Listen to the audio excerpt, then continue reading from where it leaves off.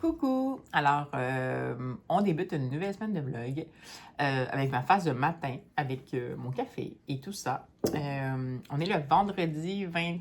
Je me suis mélangé, 24, 25, 27 juin. Et on se voit avant le boulot.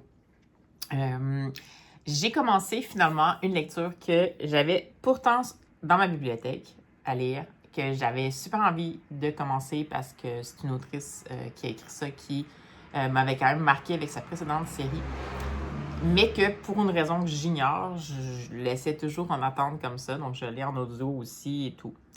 Et ben finalement, hier, je me suis dit, bon, ben commence-le, puis on verra bien. Et j'ai commencé donc Nous de Christelle Dabos. Je l'écoute chez Écouter Lire en livre audio. Et ce livre audio-là, ce qu'il propose, c'est vraiment une lecture, je dirais, symphonique. Donc, c'est un roman, de ce que je peux comprendre, où il y a plusieurs points de vue qui sont proposés et chaque point de vue va avoir, en fait, chaque personnage va avoir potentiellement ses personnages principaux, mettons, va avoir sa voix dédiée. Donc, ça rend quand même la chose assez immersive. On est dans de la science-fiction, ben de la dystopie, je ne sais pas trop.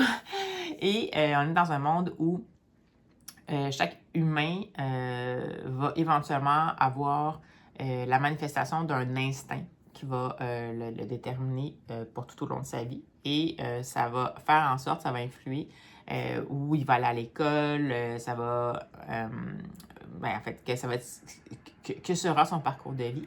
Et c'est un monde aussi où il y a certaines personnes, en fait, mettons, la position ultime, parce que il va y avoir des gens qui ont de l'instinct de réparation, l'autre d'instinct de soigner les gens, blablabla. Et il y en a que c'est de sauver les gens. Et dans le fond, c'est des vertueux, des gens qui vont finir par se consacrer au fait de sauver des vies. Et plus ils sauvent de vie, puis plus ils atteignent un niveau élevé, en fait, dans l'espèce de hiérarchie de la vertu. Et l'histoire va commencer alors qu'on suit Marthe qui a un instinct de réparation et on va comprendre que, bon, elle suit son bonhomme de chemin, elle est un peu en recherche, elle vient juste d'être majeure. On la verra plus jamais. Donc, on la voit dans le fond dans sa dernière journée où elle va être là, être visible et on la voit plus par la suite. Et ensuite, on va suivre dans le fond un jeune homme qui lui est à l'école du protectorat, donc son instinct, c'est un instinct de protection. Et lui, ce qu'il souhaite, c'est devenir vertueux. Donc, premièrement, sauver 11 vies pour devenir vertueux. Et ensuite, éventuellement, aller vers le plus de vies possible. Puis, c'est un monde où quand tu accomplis, quand tu réagis positivement au fait que tu as un instinct, tu as un instinct qui va s'appliquer dans une certaine zone, dépendant des gens. Mais dès que tu perçois que ton instinct doit fonctionner, dès que tu t'adonnes à laisser la place à ton instinct, c'est quelque chose qui est très... qui te donne un plaisir, une satisfaction, mais qui est aussi quelque chose de irrépressible. Donc, c'est vraiment quelque chose, un instinct. Donc, il faut vraiment que tu le fasses, sinon tu n'as comme pas le choix. Puis, dans le fond, c'est ça. On va suivre cette personne-là qui vient tout juste d'être majeure. Pour être vertueux, tu es censé avoir déjà sauvé 11 vies avant d'avoir eu ton 18 ans. Là, lui, il a demandé une dérogation. Il l'a eu. Il a comme 30 jours de plus pour atteindre sa vie manquante à sauver. Et il va être un peu vraiment en recherche, désespéré de sauver quelqu'un. Et avec l'aide d'une de ses amies, il va constater que dans le secteur où son école est située, il semble avoir des gens, 3 personnes entre autres, qui ont comme un peu disparu du jour au lendemain, qui ont des profils différents, mais qui ont disparu du jour au lendemain. Puis il va un peu se lancer là-dedans en se disant, peut-être que je peux sauver quelqu'un. Donc là, je vous l'ai résumé parce que j'ai pas lu la 4e de couverture, je l'avais lu jadis, mais je l'ai pas relu. Fait que je suis là-dedans. Évidemment, c'est Christelle Dabos, donc c'est super bien écrit. C'est très prenant jusqu'à maintenant. J'ai bien hâte de voir à quoi ça va ressembler. C'est une longue lecture audio, ça fait 17 heures. C'est quand même une bonne brique. Là, je vous montrais la belle édition que je m'étais achetée parce que Christelle Dabos, tu sais. C'est rare que je fais ça, les éditions collector, mais là, je m'en étais acheté. Et puis, fait que j'ai l'impression que ça va peut-être être ma lecture audio qui va me suivre une bonne partie de la semaine. Puis, je vais peut-être faire plus des lectures complémentaires. J'ai quand même beaucoup de lectures plus courtes à faire. J'ai plusieurs albums. J'ai des mangas du label Le Renard Doré. Je sais pas, je vais voir ce que je vais faire, mais je pense que je vais vraiment garder ça en arrière-fond pour ma lecture. Donc, voilà où j'en suis en ce moment. Alors, sans plus tarder, avec ma face de petits yeux fatigués, allez, on se lance ça!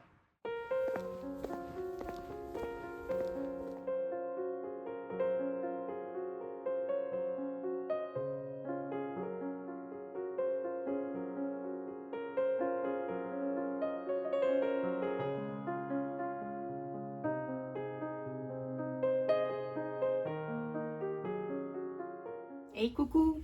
Alors, on se retrouve, on est dimanche matin, dimanche le 29 juin. Et c'est ma tête de matin, mais c'est comme ça.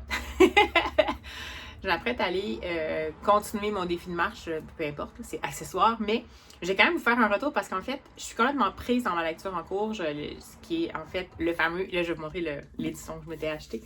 Donc le fameux Nous de Christelle Dabos, quand même. Faut dire que cette édition, hein, n'est-ce pas?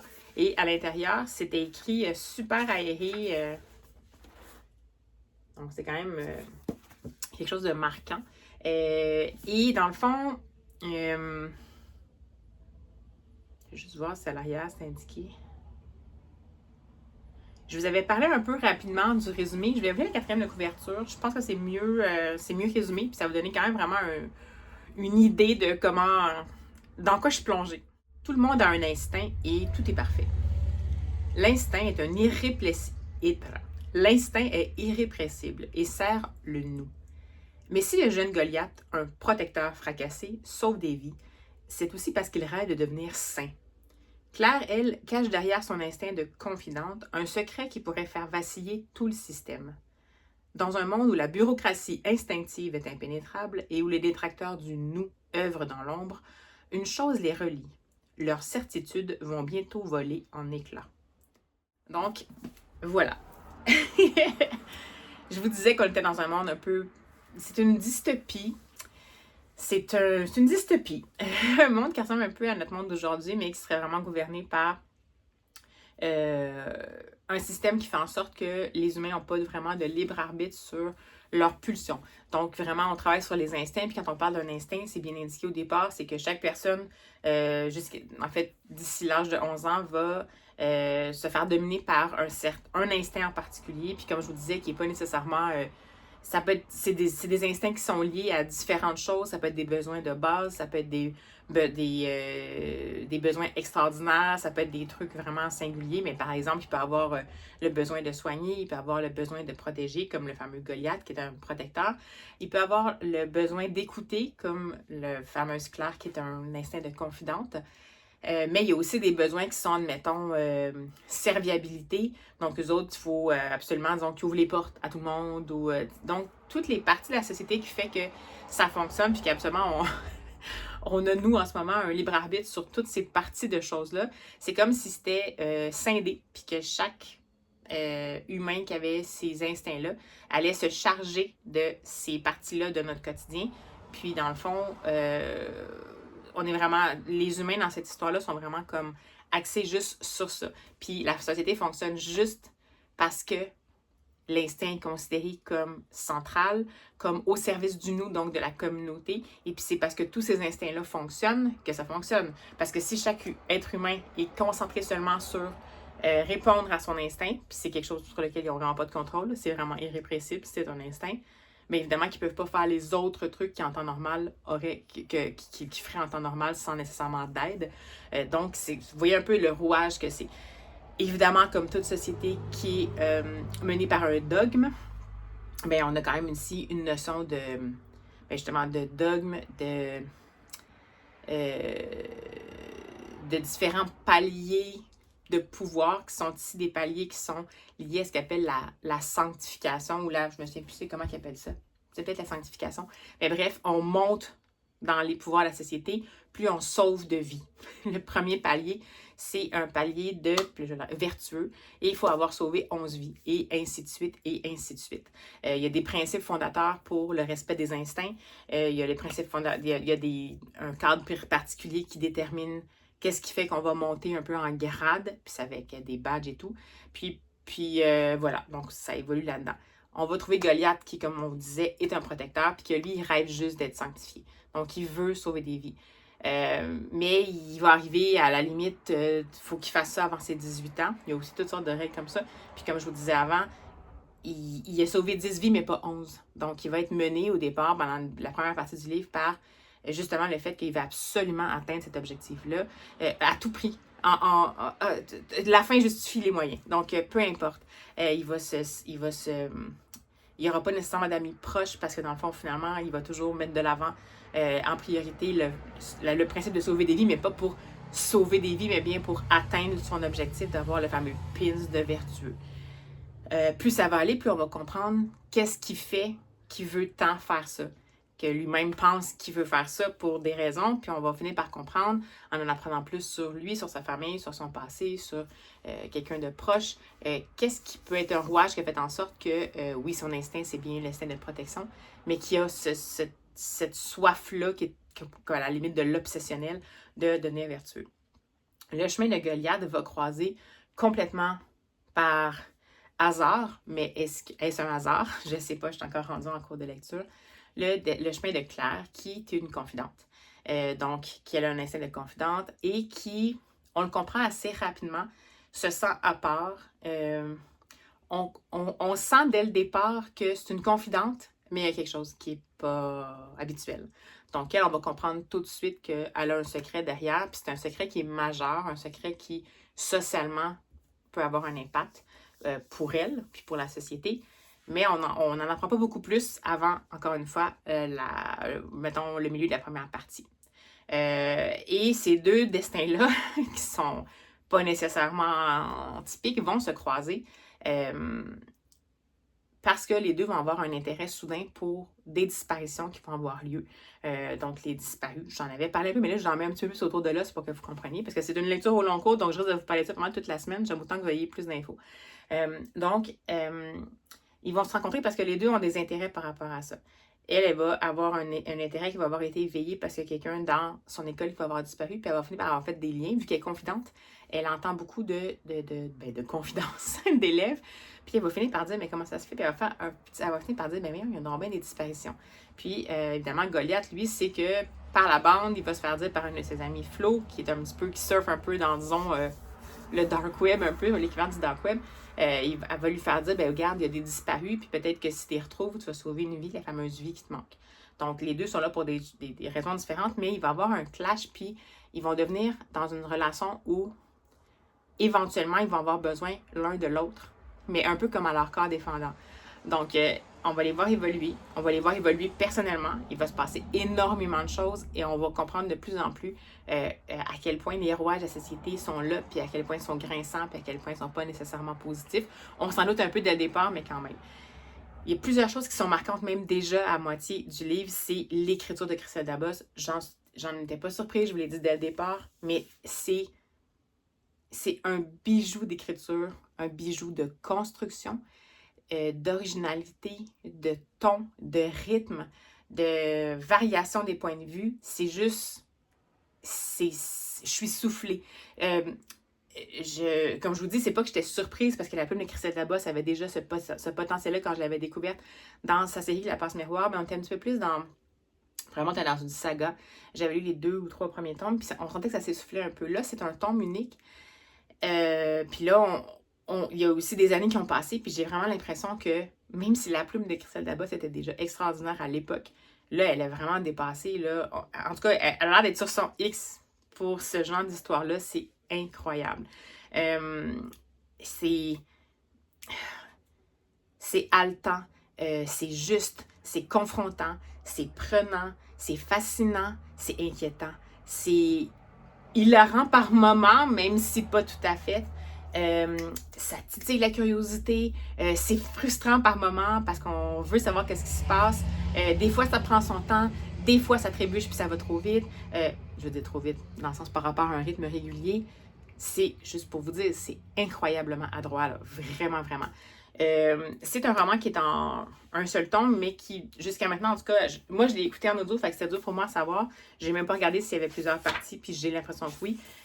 C'est quand même... il y a des... voyez-vous, il y a des principes instinctifs et une bureaucratie instinctive. C'est de ça dont je vous parlais au départ, donc on les spécifie au début, ce qui va vraiment cerner ce monde-là. D'ailleurs, le monde qu'elle a déterminé, aussi la construction de l'imaginaire est assez... et ça coche, comme on peut dire. Donc, tout a été pensé, il n'y a pas rien qui dépasse, on n'a pas l'impression qu'il y a quelque chose qui est complètement illogique. Donc, ce que je voulais dire, excusez-moi, c'est que c'est une alternance de points de vue. Donc, on a différents points de vue pour de courts chapitres. Puis, je me demandais s'il y avait officiellement des parties. Je pense pas, puis je ne vais pas me divulgacher. Oui. il y a 2 parties. Bon, ça fait du sens. Donc, moi, dans le fond, j'ai dépassé, je sais pas si vous allez le voir, là, mais ouais, dans le fond, il me reste la plus petite partie. Je vais essayer de faire le focus. Il me reste la plus petite partie en haut à lire. On sent vraiment les 2 parties. Et ce qui est un peu comique, c'est que c'est un roman que, à mon avis, j'étais juste surpris parce qu'on n'est pas habitué à ça. On était habitué à ce que tous les romans fonctionnent par saga, puis que ce contenu-là aurait pu tenir en une zoologie. Mais ça a été fait en un seul tome. Mais vraiment un gros clivage. Il y a une montée de tension qui se fait du début à la fin de la première partie. Puis on se dit juste... En fait, je me suis posé la question, j'étais comme... Mais là, on est vraiment dans la montée de tension, mais en même temps, il me reste plus que la moitié. Qu'est-ce qui va se passer? Puis j'avais peur. Je me suis dit, oh non, ils vont-tu comme étirer la sauce après? Mais en fait, non, c'est juste qu'il y a un nouveau souffle qui arrive parce qu'on va encore plus loin. Donc, il y a quelque chose qui est résolu, une partie des secrets qu'on apprend, une partie de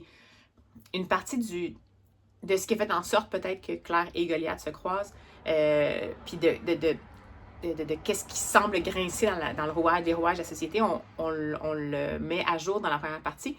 Mais à partir de la deuxième partie, on va beaucoup plus loin. On est vraiment dans la partie de c'est quoi comme le code programmé pour cette société-là. On va aller par-delà le miroir, on va aller vraiment à l'envers du miroir pour essayer de voir qu'est-ce qui se passe, puis à quel point il y a vraiment du sombre qui évolue. Puis bien, dans le fond, c'est simplement que les personnages vont avoir atteint un certain niveau, puis ils continuent après. Ce que souvent, quand on fait faire un tome unique, on va se dire « Oh, j'aurais aimé ça à la fin qui continue, puis voir qu'est-ce qui va se passer après. » Mais là, c'est ça qui se passe, c'est qu'on a vraiment le début, puis après ça, ils vont avoir un gros moment au niveau péripéties, au niveau évolution intérieure, puis ils vont devenir plus matures, puis on va les suivre par la suite encore, puis pour essayer d'approfondir encore. C'est vraiment, vraiment prenant. Donc voilà, je pense que j'en ai assez dit. Mais je vais aller écouter mon niveau d'eau. C'est quelque chose qui me tient... heureusement que j'ai ça, parce que en fait, mon défi de marche, comme je vous disais, qui est pour amasser des fonds pour la Société canadienne du cancer, en fait, en raison de la météo et de tout ce qui s'était passé dans mon mois de juin, il n'est pas avancé autant que ce que je voulais. Donc, depuis une semaine, je fais un gros blitz. Puis là, il me reste 19 km de marche à faire en 2 jours, dont demain qui est une journée caliculaire. Donc, j'ai besoin de marcher à peu près 9 km ou 9 km et demi par jour. Ce qui se fait bien là, en plusieurs marches. C'est juste que, mettons, pour me motiver, comme en ce moment, il me reste, je pense, 7 heures d'écoute, c'est sûr que c'est plus fun parce qu'en fond, j'y vais en me disant pas, je suis pas en train de regarder à toutes les 2 secondes, bon, j'ai-tu fait tant de kilomètres, où ça va, je suis juste en train d'écouter qu'est-ce qui se passe, puis j'ai vraiment hâte. Alors voilà, c'était mon topo du dimanche matin échevelé, et de ce pas, je vais aller marcher, puis j'espère que ça vous donne envie de lire le Christian Dabos, mais comme vraiment, passez pas à côté de ça.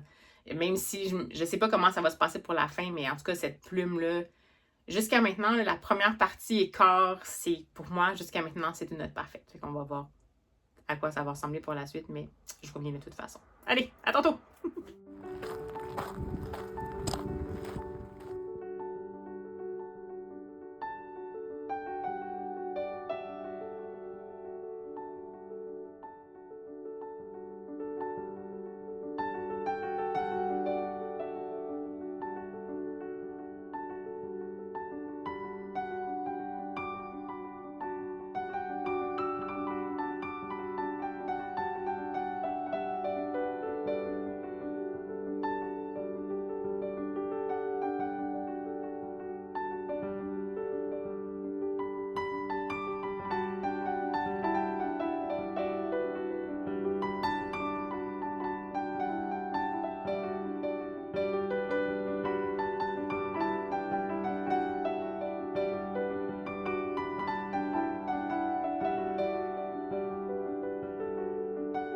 Coucou!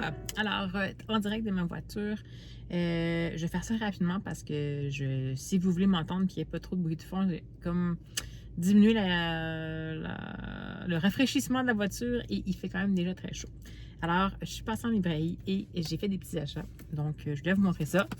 C'est des achats qui étaient déjà sur ma liste de souhaits.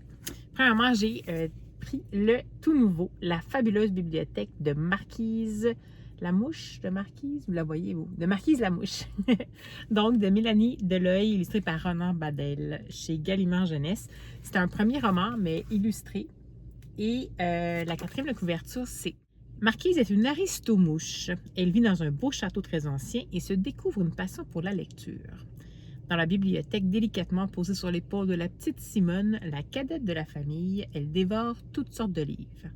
Quand sa petite sœur Zaz se met à la suivre en cachette, ça ne peut que mal finir. Car c'est là que se cache l'épouvantable araignée Rilke, toujours prête à déguster les moucherons imprudents.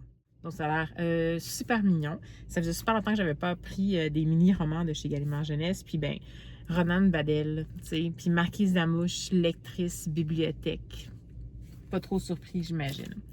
J'ai pris sinon le plus récent Opuscule. Puis là, je vais me demander si je ne l'ai pas déjà acheté. Mais au pire, je le ferai. Donc, le plus récent Opuscule de la collection Halte chez La Martinière, qui est Comment vivre dans un monde en guerre de Vincent Crouzet, qui est un expert en géopolitique des conflits. Alors, c'est parti pour la 4e.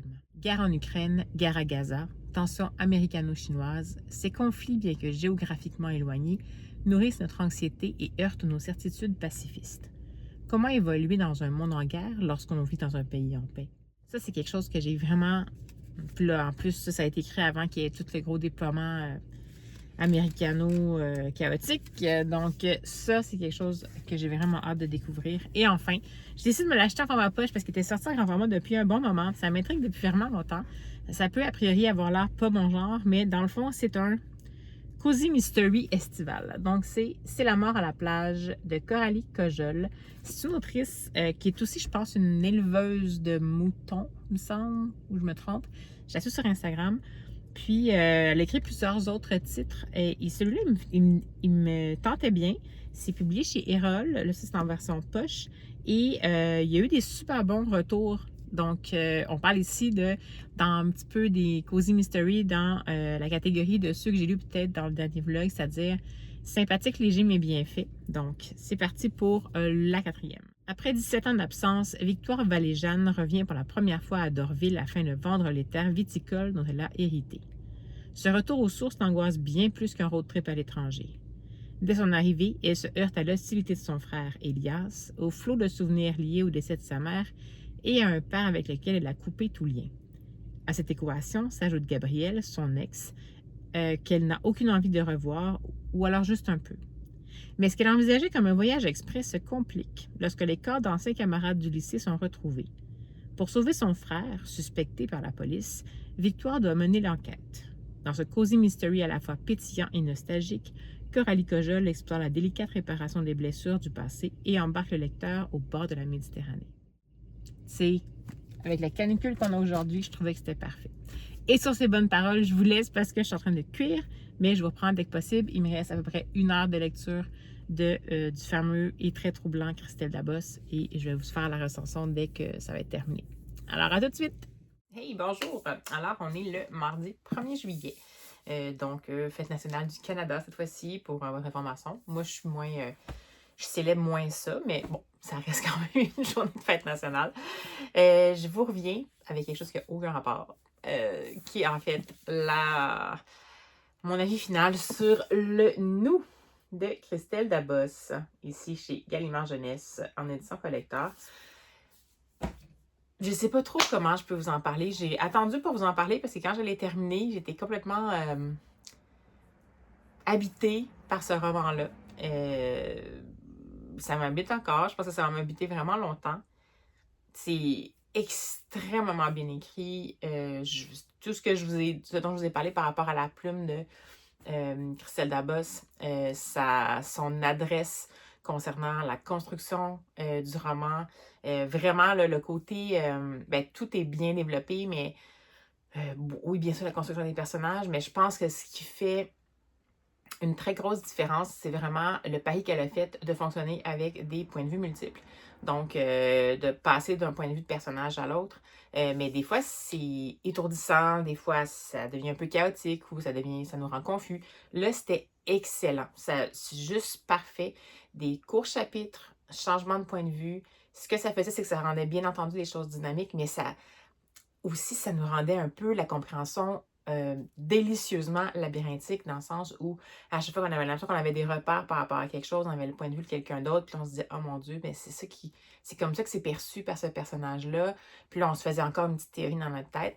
Bien entendu qu'il y a une partie de tension par rapport à partir de la deuxième partie, ça se complexifie. On sort vraiment de l'anecdotique en tant que tel, de ce qui semblait prendre, même si c'est pas anecdotique du tout, là, c'était quand même grave, mais ce qui mobilisait en fait Goliath et Claire dans la première partie. Après, ça prend une ampleur différente et comme je vous disais, on commence à mieux comprendre à quel point ce système de société-là a des racines, à quel point ça... Le fait que ce soit tout puissant, ça peut aussi faire en sorte que si jamais il y a quelque chose qui déraille, ça va dérailler avec beaucoup d'ampleur, disons, en raison de l'efficacité des ramifications. Et puis j'essaie de ne pas trop vous en dire. Puis plus ça va aller, plus il va y avoir vraiment des quêtes qui vont se centrer plus sur certains des personnages principaux. Le rôle qu'on avait déjà subodoré au départ pendant la première partie, mais qui devient un peu plus clair, quoique. Donc, on va vraiment aller encore une fois au-delà de ce qu'on pensait avoir compris des personnages puis de leur impact. On va être confronté par rapport à nos propres convictions, par rapport à nos élans envers certains personnages, de se dire, ben comment j'agirais dans ces moments-là, qu'est-ce que je fais, est-ce que c'est une bonne chose, est-ce que les personnages peuvent se fier sur ces autres personnages-là, est-ce que nous, on peut se fier sur ces personnages-là, est-ce que ce système-là va... Est-ce que le système va gagner versus l'individu? On ne sait pas trop qu'est-ce qui va se passer. Puis, bon, ça culmine. Éventuellement, juste pour vous aviser, sans divulgacher, il faut quand même... Bon, c'est de la dystopie. Il faut quand même être à l'aise avec l'idée que il va y avoir des notions de phénomènes inexplicables, mais pas nécessairement improbables, disons. Une notion de l'individu faisant partie d'un tout qui va éventuellement avoir vraiment un impact majeur sur le dénouement en tant que tel de cette affaire-là. Puis quand ça s'est terminé, ce roman-là, j'étais pas sûre de tout avoir compris. C'est-à-dire que j'ai adoré, puis quand ça s'est terminé, je me suis sentie comme « Oh non, on dirait que j'ai peut-être pas compris tout. » Puis là, finalement, en laissant décanter un peu, en me faisant confiance et tout, j'ai vraiment bien compris. C'est un roman qui prend... Ben, c'est ce qui prouve pour moi la qualité de mon roman, c'est-à-dire que c'est pas juste... On n'a pas juste la réponse en tant que telle à, disons, l'enquête ou l'espèce de tension qui a été mise par rapport à l'intrigue et tout ça. Oui, on a ça, mais éventuellement, il y a des choses aussi qui font leur chemin au cœur de nous, puis qui font en sorte qu'on va percevoir finalement la fin, la vraie fin, en fait, de ce roman-là. La fin un peu plus subtile, disons, un peu plus peut-être propice à l'interprétation indépendante de chaque individu. Donc, je sais pas, c'est vraiment... C'est un... Je sais pas, c'est un coup de foudre, peut-être. C'est peut-être pas un coup de cœur, c'est même pas assez, mais c'est que c'est tellement parfait, en même temps, c'est tellement remuant, en même temps, c'est tellement dérangeant. C'est super bien fait. Côté littéraire, note parfaite. Genre, vraiment, Christelle Dabos, sa plume, j'en reviens jamais. Évidemment, comme je vous dis, si vous avez seulement lu La Passe Miroir, puis je sais que par rapport aux tomes, les derniers tomes, ça peut avoir créé potentiellement une divergence un peu d'opinion. Puis aussi, une autre qu'elle avait faite, je me souviens plus c'est quoi. Parce qu'elle en a fait un qui était un essai. On a-tu ses autres parutions là-dedans? Oui, c'est ça. C'était Ici et seulement ici, qui était particulier, qui se passait dans un collège, je crois. Puis celui-là, ça avait laissé des gens un peu mitigés, dans le sens qu'il y a des gens qui avaient adoré et d'autres pas. Je vous dirais que on est vraiment encore ailleurs. Puis, à mon avis, comme je vous dis, c'est le summum de l'adresse puis de la qualité de la plume de Christelle Dabos s'exprime là-dedans. Mais en plus, c'est un excellent... On fait fi des qualités littéraires, même si c'est difficile un peu, mais ça reste que cette proposition-là de dystopie, c'est incroyablement... comment on pourrait dire ça? parce que c'est pas vraiment agréable, c'est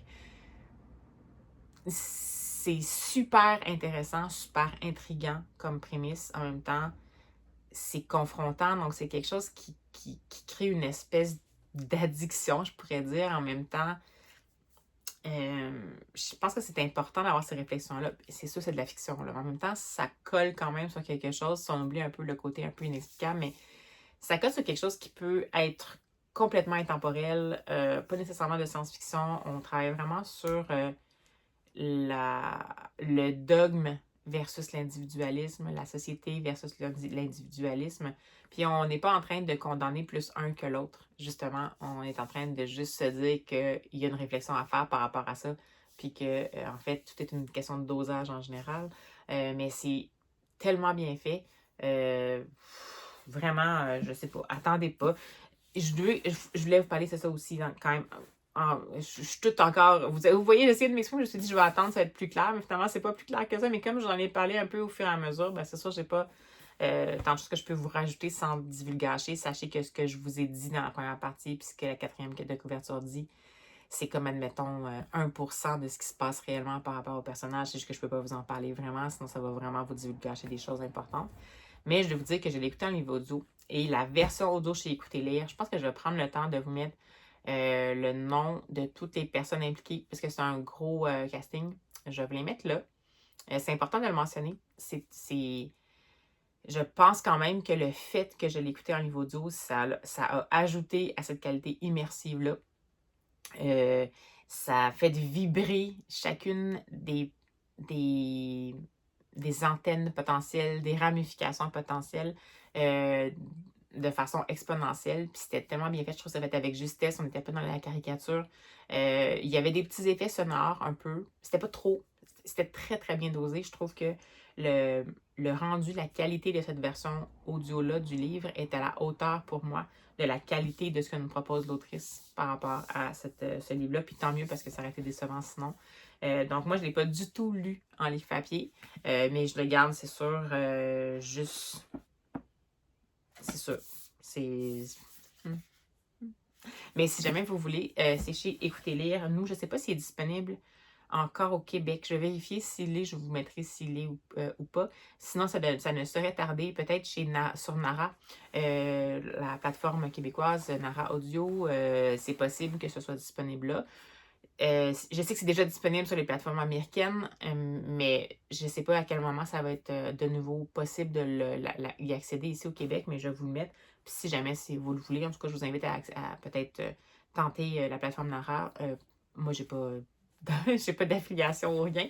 C'est juste que moi, je navigue beaucoup dans les plateformes, puis c'est vrai que je suis un peu plus plateforme européenne parce que ben, de cette façon-là, j'attends pas nécessairement après la sortie des livres audio, sont là assez rapidement. Mais de temps en temps, quand même, je trouve que Nara, c'est une plateforme québécoise qui offre une offre qui correspond un peu moins à mes besoins en tant que telle de lectrice, mais qui, pour peut-être, je pense, la majeure partie des lecteurs pourrait être intéressante. Si je me souviens bien, c'est un forfait qui vous donne accès de façon illimitée à des livres audio québécois. Plus, vous pouvez acheter des livres non québécois qui sont sur la plateforme aussi. Puis je crois que vous avez un crédit par mois pour les livres qui sont non québécois. Donc, si jamais vous voulez essayer de voir la plateforme, je trouve que ça vaut la peine de tenter le coup. Bref, si jamais c'est disponible chez Nara, je vais peut-être vous mettre aussi le lien en description.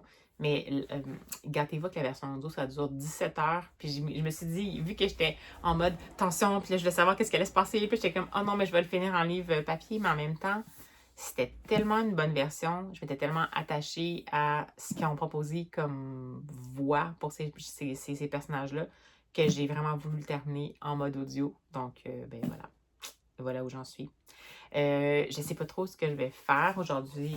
Comme c'est la fête nationale, on est en férié, donc j'ai congé. Je sais pas si je vais aller me promener ou pas. Il fait hyper humide à l'extérieur, donc c'est peut-être pas la journée où je vais aller le plus dehors. Mais bon, j'ai assez fait d'extérieur pour les dernières semaines avec mon défi de marche. Donc, est-ce que je vais écouter des vlogs? Est-ce que je vais choisir une nouvelle lecture? Aucune idée. Je vais vous tenir au courant de toute façon. Alors voilà, c'était mon topo sur j'ose pas dire incontournable parce que c'est un peu éculé, mais comme c'est un incontournable. C'est quelque chose qui est vraiment, c'est comme une lecture nécessaire. Donc voilà. ne gâchez pas votre plaisir. Puis nous, on se dit à bientôt.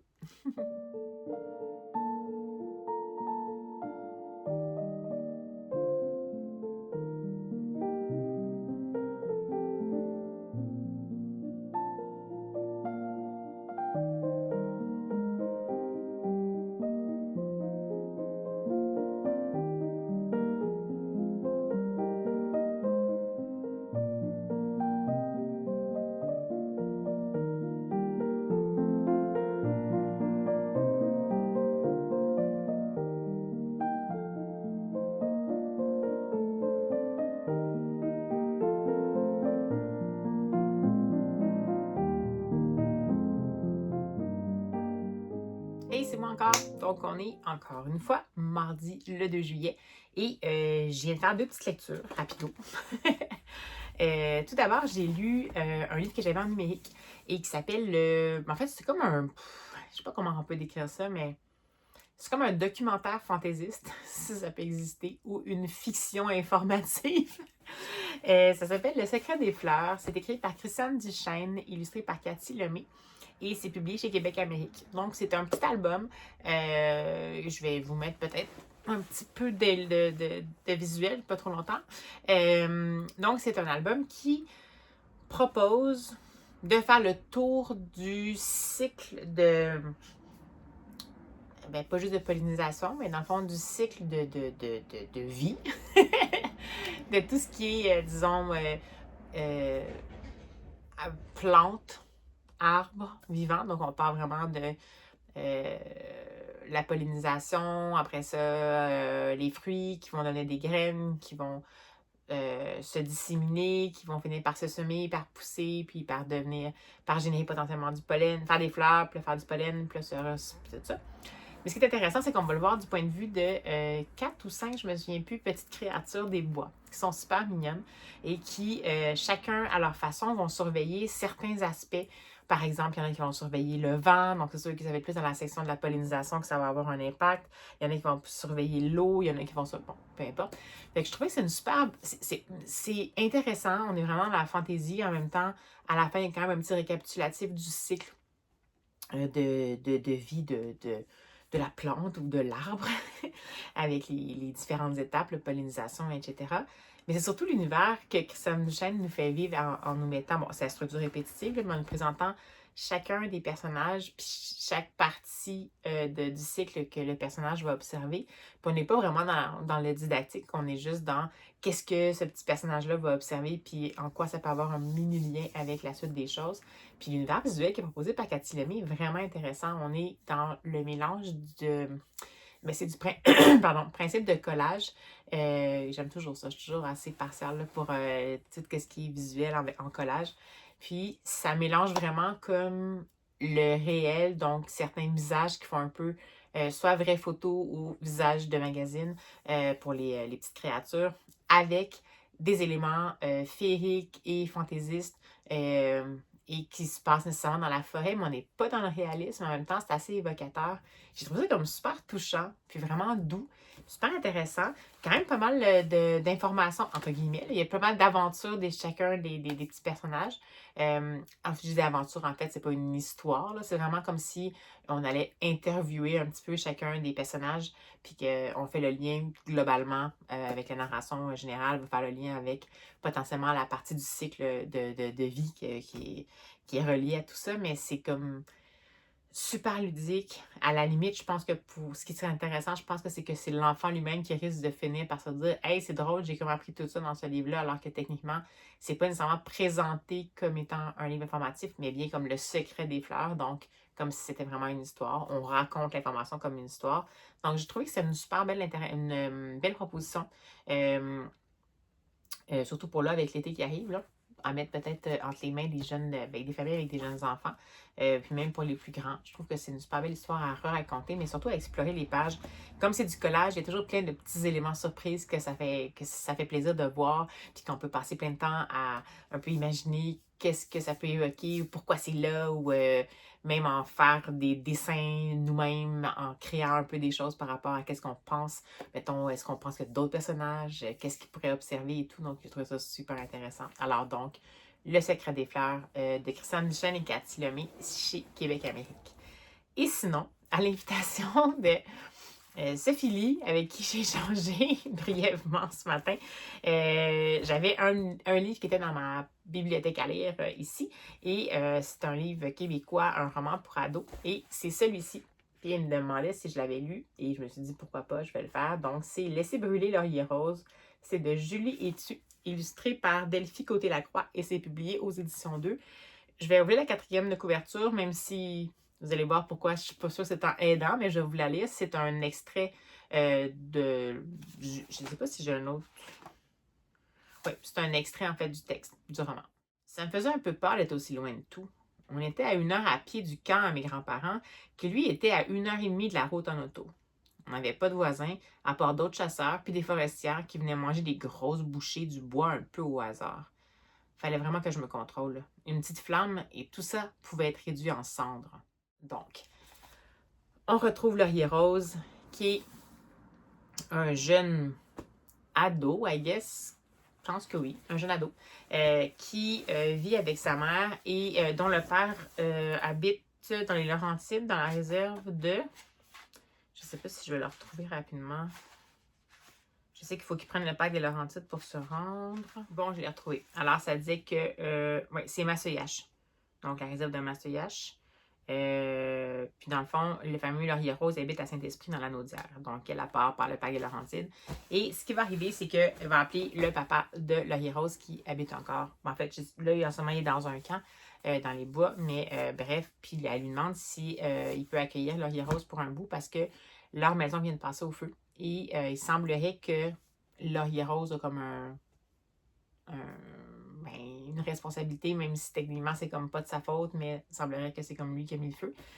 Et ce qu'on comprend dès le départ, c'est que en fait, Laurier Rose, depuis qu'il est tout petit, il souffre d'un syndrome de combustion spontanée. En fait, on lui dit qu'il souffre d'un syndrome de combustion spontanée. Donc, il y a des choses qui prennent feu et tout. On comprend dès les 2 premières pages qu'il y a déjà eu un feu que c'est lui-même qui aurait allumé dans la maison des parents de la maman. Et bon, ça reste comme ça. Bon, le père dit c'est beau, tu peux l'emmener, on va voir. Puis c'est sûr que là, Laurier Rose, lui, en même temps, le père il dit mais est-ce que tu es vraiment sûr que ça va? Puis là, la mère a dit bon, on n'aurait peut-être pas eu dit que c'est la combustion spontanée. Fait que, dès le départ, on comprend que on va sans doute jouer à cheval entre qu'est-ce que Laurier Rose pense que c'est, qu'est-ce que les adultes ont tendance à identifier, mais on n'est pas trop sûr dès le départ. Donc, il va se rendre avec son père et on va le voir là-bas, puis on va le voir évoluer au sein de la forêt. Mais pour lui, c'est super inquiétant parce que c'est une forêt qui a la caractéristique première d'être une forêt, c'est-à-dire d'être remplie d'arbres. Puis lui, comme il est convaincu de faire de la combustion spontanée, puis qu'il n'y a pas nécessairement de pompiers proches, puis que la combustion spontanée, ce qu'on comprend au fur et à mesure, c'est qu'elle se manifeste quand il y a des trop grandes émotions. C'est sûr que là, il se dit que s'il y a des trop grandes émotions, il va falloir qu'il se contrôle parce que s'il se met à brûler, il va peut-être faire partir la forêt en feu. Donc, ça part comme ça. Fait que, écoutez, on va le voir aller dans les premiers jours. On va le voir découvrir la forêt, être un petit peu dérouté, se perdre un peu dans la forêt. Il va rencontrer ses grands-parents paternels. On sent qu'il a besoin un peu d'accompagnement. On sent que du côté de son père, il est dans une famille accueillante et aimante. On évoque un peu certaines traditions, potentiellement, d'une nation qui n'est pas mentionnée. Je ne sais pas c'est quoi la nation qui est à Massoyache, mais de toute façon, c'est les parents qui s'appellent... bon, bref, ce qu'on mentionne comme tradition, c'est la possibilité de chasser, donc le côté aussi de tout ce qui est... le côté tout ce qui est tradition familiale, comment, quand on chasse un animal, en fait, on célèbre le tout, puis tout le monde va venir en profiter pour justement que l'animal soit utilisé au complet et tout. Donc, il y a ça qui est comme évoqué, mais c'est pas nécessairement en avant-plan, mais c'est là, parce que son père habite à Massoyache. Mais il y a aussi, surtout, des éléments, des hints qu'on voit, une grosse différence entre qu'est-ce que le jeune nous raconte à nous, les lecteurs, de comment il y a sa combustion spontanée, puis ça arrive souvent quand il y a des grandes émotions, puis ça part, puis que sa mère, elle s'est brûlé les mains sur lui quand il était petit, puis que c'est pour ça qu'elle porte toujours des gants en couleur beige, couleur peau, puis qu'elle s'est brûlée sur sa poitrine parce qu'il s'est mis à prendre en feu. Donc, on a ça. Puis en même temps, on a aussi qu'est-ce qu'il nous raconte par rapport à qu'est-ce qu'il vit avec, ben, dans sa vie normale, sa vie en ville. On sent qu'il est triste parce que là, le fait d'aller chez son père, ça fait qu'il ne veut pas voir ses amis. Il n'y a pas de réseau pour le cellulaire. Il s'est fait une blonde qui s'appelle Simone, qui a l'air d'avoir une vie pas vraiment évidente, qui s'est confiée à lui, qui vit des choses qui sont complètement affreuses. C'est une jeune fille qui était en centre jeunesse puis qui est comme en famille d'accueil. Bon, lui, c'est lié avec elle. Il l'aime vraiment. Puis, ben, on sent qu'il dit que ça s'est manifesté son feu quand il était avec elle et tout. Plus ça va aller, plus on va comprendre avec des petits retours dans le passé comment ça s'est évolué avec sa petite amie Simone, à quel point ça l'a remué, à quel point elle s'est confiée, à quel point ça a eu l'air de prendre énormément de place en lui.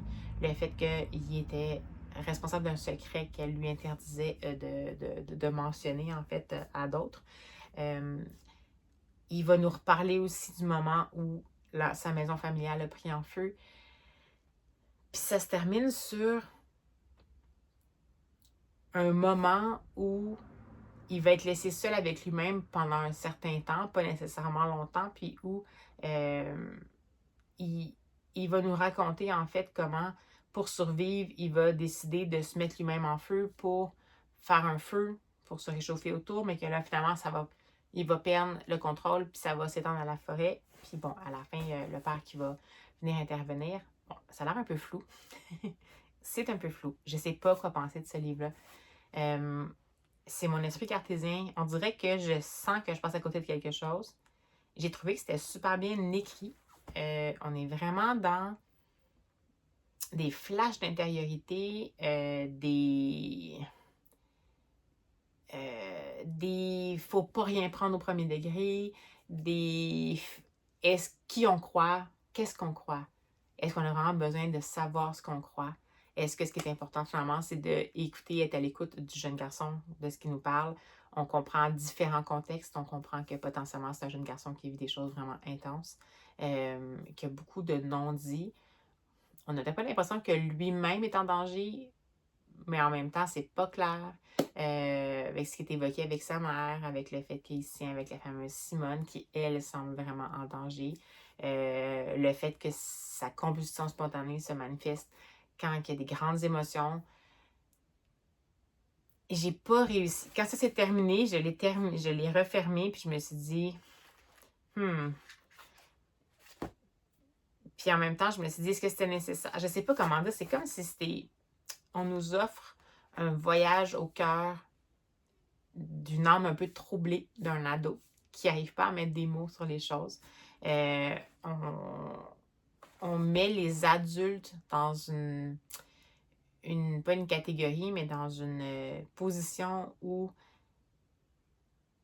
eux semblent savoir, puis avoir mis Laurier Rose dans un casier, puis l'aimer comme ça. Puis lui a besoin, dans le fond, de se faire reconnaître comme étant quelqu'un de différent. Mais en même temps, il y a des choses qui ne marchent pas. Il y a des choses qui disent qu'ils font ça pour lui, puis en même temps, on a l'impression que est-ce que finalement, il lui cache des choses qui sont plus importantes? On ne sait pas jusqu'à quel point. On ne sait pas qu'est-ce que c'est. Je ne sais pas. J'ai l'impression qu'il faudrait que je le relise 3 fois pour peut-être voir si est-ce que j'ai bien reçu l'ensemble des émotions que je devais recevoir. Est-ce que ça me fait penser un peu à, pour moi, c'est comme un récit, disons, une errance, comme je vous disais, d'une âme troublée. Puis c'est dans une espèce d'univers poético-réaliste, mais dont j'aurais pas nécessairement la clé. Mais c'est correct, j'imagine. Je trouve que c'est super bien écrit, que c'est bien construit, mais je ne sais pas si le but, c'était de laisser le lecteur se faire sa propre interprétation de l'ensemble du livre. Si c'est le cas, c'est réussi. Si c'est pas le cas, c'est peut-être moi qui passe à côté de quelque chose, mais j'arrive pas à savoir. C'est comme si j'arriverais pas nécessairement à dire est-ce que j'ai aimé ça ou pas. En fait, je peux mettre une notation en tant que telle parce que, bon, dans l'absolu, je suis capable d'apprécier que j'ai beaucoup aimé, comme je vous disais, le choix du moment qui a été choisi d'être raconté. Donc, après le feu, aller chez le père, on apprend à connaître les différentes parties un peu de la vie de l'ado et tout ça. Ça, j'ai beaucoup aimé ça. La façon dont la narration s'est faite un peu en alternance avec des flashbacks. J'ai bien aimé le personnage de Laurier Rose, qui est vraiment, lui, dans son monde à lui, ça va. Pour lui, c'est clair. Pour lui, ça va. Pour lui, il contrôle un peu qu'est-ce qui se passe. C'est-à-dire qu'il sait qu'il ne contrôle pas sa combustion spontanée, mais le restant, c'est ça. Puis la plume était vraiment intéressante parce que c'est une plume qui est, ben, vous avez pu le voir dans la quatrième de couverture, c'est un extrait, donc c'est une plume qui est niveau parlé. Donc j'ai trouvé ça vraiment intéressant. Ça donne une couleur, ça donne une texture un peu à l'écriture. Donc ça, j'ai vraiment apprécié ça. Après, on dirait qu'il me manque un morceau, puis ça me choque parce que j'ai l'impression que je pourrais être en amour avec le livre, mais que j'arrive pas à l'être parce qu'on m'a maintenu volontairement à l'écart. Bon, en même temps, quand on est ado, on peut avoir aussi cette impression-là de vivre des choses pour lesquelles les parents ou les adultes autour de nous n'ont pas la clé. Ou on a l'impression qu'il y a juste nous autres qui a la clé et qu'il n'y a personne d'autre qui peut comprendre. Donc, si c'est ça, c'est super bien fait. Mais je me suis vraiment sentie mise à part puis ça m'a vraiment attristée. Mais écoutez, moi je le garde, c'est sûr, je vais le relire. Je vous suggère de le lire, puis peut-être que je suis juste passée à côté, là, donc je ne sais pas quoi dire, je ne sais pas quoi vous proposer. Je pense que c'est une belle découverte à faire. N'hésitez pas à le faire. Puis peut-être que s'il y en a d'autres qui l'ont lu parmi vous, puis que vous avez des clés de compréhension, peut-être sans peut-être divulgation dans les commentaires, mais au pire, si vous voulez m'écrire un petit mot par message privé sur Instagram, vous pouvez, il n'y a pas de souci. Je serais super intéressée. Mais je sais pas, c'est comme une bonne découverte ou alors c'est un roman de tranche de vie, mais en même temps, tout ce qui est évoqué comme sujet, c'est tellement, ça semble tellement grave puis important. Puis ça nous donne vraiment l'impression que il y a quelque chose à côté de laquelle on va passer à côté, puis qu'on ne devrait pas. Mais c'est peut-être ça le but, tu sais, je me doute que, tu sais, vu que ça évoque des événements traumatiques un peu et tout, puis que peut-être que c'est justement ça de se faire dire, ben gars, comme adulte, des fois, tu passes à côté des choses auxquelles tu n'aurais pas passé, puis pour l'adolescence et tout ça. Mais c'est une expérience qui est très inconfortable. Je pense que inconfortable, c'est le bon mot.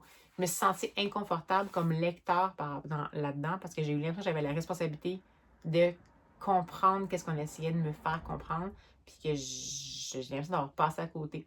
Mais sinon, mon expérience de lectrice dans le sens, tout ce qui est plume, comme je vous dis, j'ai vraiment aimé ça. Puis j'ai trouvé que les illustrations qui sont semées un peu ça et là, qui sont assez... celle-là, je l'aime beaucoup, celle de la forêt, là, qui est un petit peu naïve. Mais j'ai bien aimé ça. Ça, c'est quand il vient avec sa mère pour aller rejoindre son père dans la forêt, dans la grande Transam. C'est aussi... Donc, ben voilà. C'est ce que j'avais à dire. C'est pas très éloquent, mais vous l'avez comme ça, là, spontanément, après ma lecture. Alors voilà, c'était ce qui s'est passé en moi quand j'ai lu Laisser brûler Laurier Rose, donc pour rappel de Julie Etu, illustré par Delphi Côté-Lacroix chez Deux. Alors je vous invite à en faire la découverte puis à m'en parler parce que sincèrement, je suis vraiment intéressée. Fait qu'on se revoit bientôt. Je lis sans doute une autre lecture puis je vous reviens là-dessus. Hey, bonsoir. Alors, on est le mercredi 2 juillet et je vous prends après moult tergiversations. Parce qu'après avoir terminé un roman aussi extraordinaire que Nous de Christelle Dabos, puis avoir enchaîné 2 lectures correctes, mais qui ne m'ont pas nécessairement laissé un souvenir impérissable, je ne savais pas trop qu'est-ce que j'allais faire. Est-ce que je faisais d'autres lectures? Est-ce que je mettais fin au vlog tout de suite, puis j'en commençais un nouveau? J'ai essayé plein de trucs. Je m'étais déjà essayé de trouver une thématique. J'ai essayé, encore une fois, d'écouter la version audio de L'Empire des femmes de Cassandre Lambert, que j'ai pourtant en version audio via NetGalley. Et d'ailleurs, il va falloir que j'écoute un jour parce que je serais censée faire une recension de cette lecture-là. Puis encore une fois, on dirait que ça m'a fait décrocher, donc c'est comme trop empoulé. En fait, c'est peut-être la version audio aussi. Là, j'ai décroché, j'ai fait des recherches, j'ai essayé plein de trucs. Il n'y a rien qui fonctionnait. Puis là, ben, j'ai fait une recherche sur, je sais pas trop, là, des romans de dystopie en me disant peut-être que je pourrais essayer. Et je me suis dit que c'est vrai que j'avais celui-ci plutôt, dans ma pile à lire. Puis je me suis dit pourquoi pas. Alors, j'ai décidé d'avoir mon premier Laurent Godet. Godet, je ne sais pas comment le prononcer. Et je vais y aller avec quelque chose qui est supposément très atypique de sa plume, mais Chien 51 de Laurent Godet. Donc ici en édition Babel, donc chez Actes Sud. Ça, c'est la version papier, mais je l'écoute en livre audio. C'est chez Lizzie. Non, c'est chez Audiolibre. Audiolibre, et c'est Jacques. Je viens juste de le voir, puis je m'en souviens plus. Je vais vous mettre le nom. Je suis désolée, je suis un peu fin de journée. Et j'avais la 4e de couverture. Un matin, dans un quartier miséreux de la zone 3 de Magnapole, un corps est retrouvé ouvert le long du sternum. Zem Sparak, chien de son état, est appelé sur les lieux rongés par les pluies acides. Placé sous la tutelle de Salia Malberg, une ambitieuse inspectrice de la zone 2, il se lance dans une investigation qui va rompre le renoncement dans lequel il s'est depuis longtemps retranché. Pourtant, bien avant que la Grèce ne meure, avant qu'elle ne soit rachetée par le consortium Goldtex, Sparak y a connu l'urgence de la révolte et l'espérance d'un avenir sans compromis. Il a aimé et trahi. Sous les cils en furie d'une mégalopole privatisée, Chien 51 se fait l'écho de notre monde inquiétant. Mais ce roman abrite aussi le souvenir ardent de ce qui fut, à transmettre pour demain, comme un dernier rempart à notre post-modernité. Intriguant. Alors, ça a l'air très sombre et glauque. J'ai peut-être un peu plus quelque chose de léger, mais je suis prête à faire le pari de cette lecture-ci. Elle n'est pas très longue en version papier. Ça fait 288 pages. Version audio, c'est 6 heures. Audiolibre, souvent, les lectures sont assez rapides. Donc, je me suis dit que je pourrais en faire ma dernière lecture du vlog. Donc, je vais m'y plonger. Je vais voir comment ça se passe.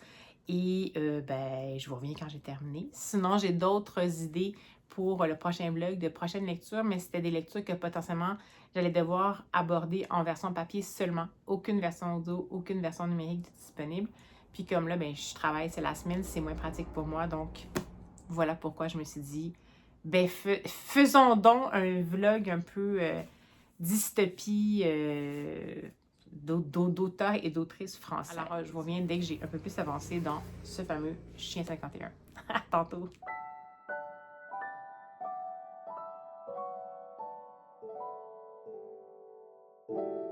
Plus facilement à regrouper le tout, ce que eux, en tant que personnages, ne peuvent pas, parce qu'ils n'ont pas tout. On a un peu 3 personnages qui gravitent les uns autour des autres. On a Geneviève qui a acheté la maison, Jane qui enquête, et il y a Marilyn qui est l'ancienne propriétaire de la maison.